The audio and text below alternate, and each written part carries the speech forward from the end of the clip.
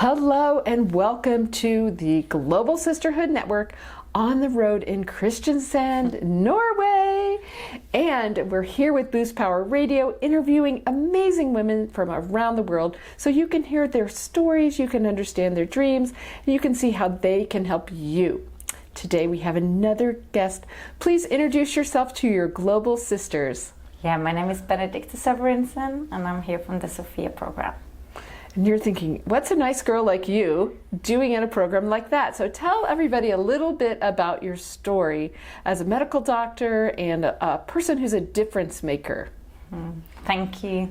Well, I'm a doctor, as you said. I'm a medical doctor. I started off in OBGYN and then I continued into being a general practitioner.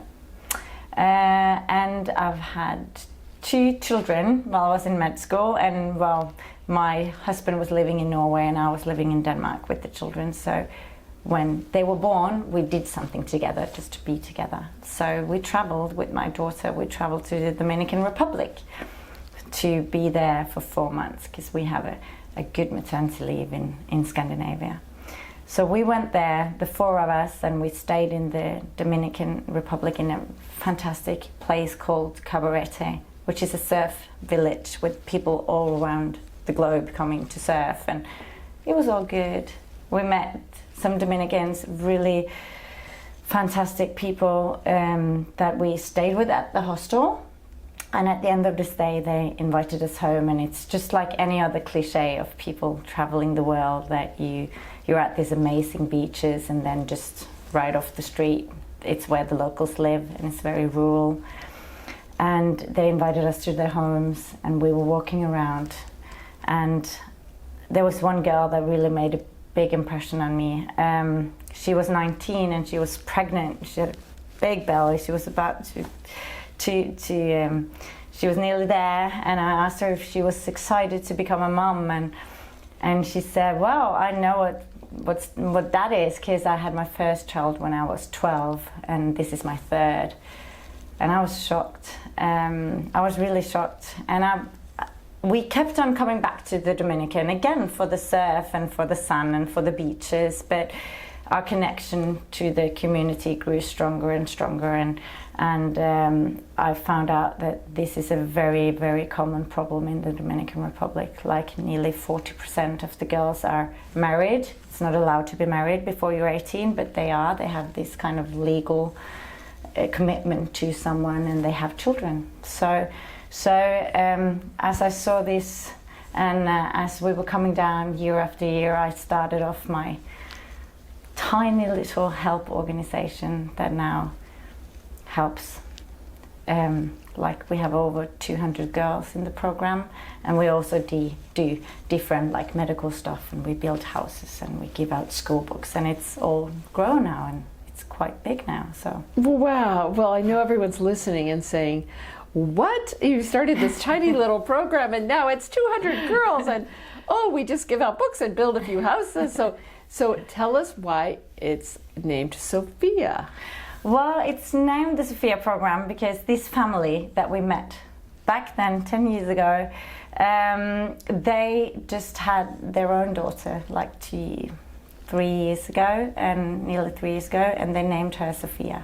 So with our daughter being named Sophia and their daughter being named Sophia, they actually told me, you have to name this the Benedicte program. And I said, no, I want to name this the Sophia program because it's our thing together, and it really is. It's a co-work between us and the family living down there. We couldn't have done this without them. Wow, so that's so fun to honor your daughters, and also because you're serving young women that might not have the same opportunities as your daughters, that you're bringing to them. So we always ask, tell a little bit more about your project, because people are interested, as we say, to do good and have fun. So tell people how, and your contact information will be on this video and online, how they can help you do this good, or what they can do to support this. Yeah, because this is what makes this really crazy, right? Because we go down there every year and we help people, and we do a little bit here and a little bit there, and then one day I posted it on Facebook what we were doing, and the amount of people just commenting and sending a little bit of money. We have a sponsorship where you can sponsor, and it's 10 US per month. So 10 US for us is maybe not so much. It's not even, I'm not even sure, I am sure that I wouldn't even notice that 10 US would be off my salary or of my bank account for a month. But for 10 US, we can give 4 girls contraceptives for a year and give 2 children school equipment. So for like $10 a month, you change the life of 6 persons, which is kind of amazing. And because we have no administration or anything, we do this all for free. So then you don't need so much money to actually make a really big difference. And so we've been putting it out on Facebook, and people has been, and if they have like 10 US, if they have 50 US, that's a lot of money for us, and we can do a lot of things with that. So that's what's astonished me, that people give. If everyone just gives a little bit, you can really do so much. So that's, if people wants to contribute to us, they're more than welcome. That's to. right. Well, the information again is right here on the screen right now, and also it is on the website. So I know $10 US would be very, very doable for so many of us in the sisterhood, and we're always looking to make a difference. So we will put that out there in the world to help you, and we will enjoy that. So along this path, we always ask, when has it been challenging, and what have you learned? Because I'm assuming you're still working as a full-time medical doctor. I am. And you have your children. I have. And you have this little idea on the side that's now serving 200. So tell us any lessons learned you would share with the sisters. Yeah, this as I told you, it became quite big quite fast. We were so astonished by the people who would like support this, and you feel a great responsibility, because this is other people's money, and this is other people's lives that really need help, and you have this big responsibility to make it all like to work perfectly, because this is if someone gives something to me for me to give to others, I want to do this absolutely, like give it to the people that needs it the most, and give the best medication that they really need, and help these girls, and to be sure that they don't get contraceptives that are not good for them. You know, you want to make it all really good. So that's, I put a lot of time into this, of course. A lot of time, a lot of energy, and it gives me so much back. But as you say, I'm a full-time doctor. I run the emergency department here in Kristiansand. So there's like one, and I run the sexual assault center in southern Norway. So it's like 150 people working there. And I work clinically as well as an emergency physician. And then I have my 2 children. So of course, this makes me, at times where I want to be with my children, or at times where I want to be with my girlfriends or my husband, I sit with my phone or my laptop, and I do this instead.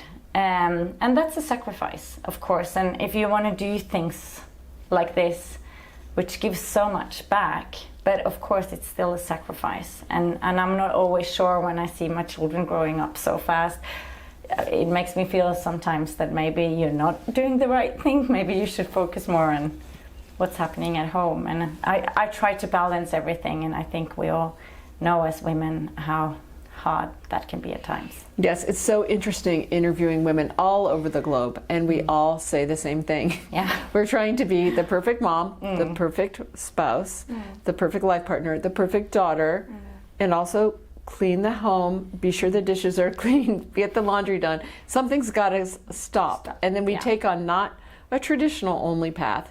You could be fine and just be a doctor. Yeah. But you take on the plus path of making a huge difference and using your gifts. And so it's fascinating and cool that no matter what the accent, we all come back to the same thing. Yeah. Because it lives within us, It right? does.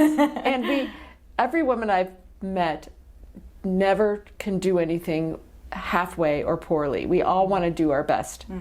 That doesn't mean perfect, it just means best, and give it 100%. So that's a fascinating international thing.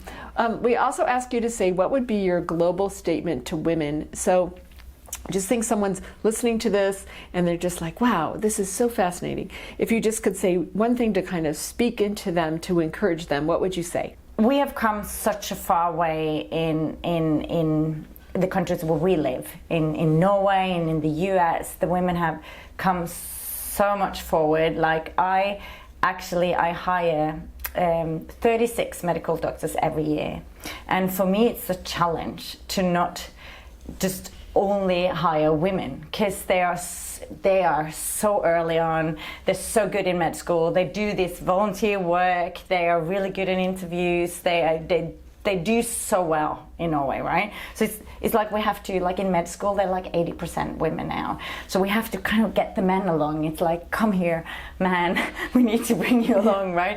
It sounds crazy, but it's a little bit like that in Norway.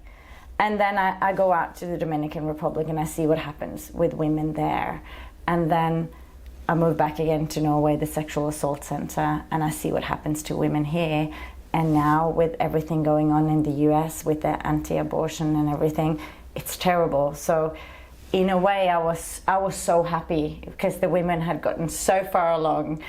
And I thought that we would have to focus on third world countries. But now we see what's happening even in our countries. And we have to stay together and we have to be strong, and we actually have to be stronger than the men, because we cannot allow this, what is happening around the world now, to happen to women. So everyone has to rise and stand together, because this is really important, what is happening now. There you go. That's a perfect global statement. And what are you excited about now? So as you are growing, I'm sure your children are growing, your practice sounds very vibrant. You have a lot on your plate here. What are you most excited about now? I am so excited about what we do. Like I told you, there are times where I feel I've been taking on too much and maybe I haven't been doing the priorities right, because you really want to be there for your children when they grow up. But I'm so excited now to see how my children are reacting to what we're doing, how natural it is for them that we are actually devoting our lives to helping other people. And the children in the neighborhood here where we live, how natural it is for them now to go out. If they have an extra toy, they go out on the street and sell it, and they come to my door with like $2 and they say, this is for the Sophia program. Oh. So that's what makes me most excited right now, that this thing is growing and that people see that you don't have to do much. It only takes a little bit, and if every one of us just do a little bit, things will be so much better for so many people. Great. Well, it has been a pleasure to meet you. We are ecstatic to be here in Kristiansand, Norway, to meet so many wonderful women, and I know tonight, looking ahead, this is in the end of May in 2019. We're taping this interview. We today have an event for women in Norway, so that will be fun to do with you, and some surprises ahead for you. So we are happy to have you on the show, happy to have you in the sisterhood, and I'm sure there will be the beginning of many, many things we can do together. Fantastic. To do good and have fun. Fantastic. Thank you so much for having me.